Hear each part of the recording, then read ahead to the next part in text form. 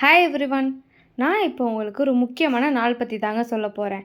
September 21 Mahalaya அமாவாசைங்க. Mahalaya அமாவாசைனா என்ன? அது ஏன் இந்த அமாவாசை மட்டும் ரொம்ப முக்கியங்கிறத நான் இந்த வீடியோவில் சொல்கிறேன். மாதத்துக்கு ஒரு அமாவாசை வருது, வருஷத்துக்கு 12 அமாவாசை வருது. இதில் என்ன மகாலய அமாவாசை ரொம்ப முக்கியம்னு நீங்கள் கேட்கலாங்க.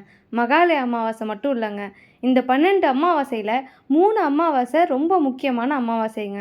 அது என்னென்னு நான் சொல்கிறேன். தை அமாவாசை, ஆடி அமாவாசை, மகாலய அமாவாசை. ஆடி அமாவாசைங்கிறது நம்மளோட முன்னோர்கள் நம்மளை பார்க்குறதுக்காண்டி கிளம்புற நாளாங்க. மகாலய அமாவாசைங்கிறது நம்மளை நோக்கி வந்து நம்ம கூடவே இருக்கிற நாளாம். தை அமாவாசைங்கிறது அவங்க நம்மளை விட்டு மேலோகம் செல்கிற நாளாங்க. மகாலய அமாவாசை தான் செப்டம்பர் 21 வருதுங்க.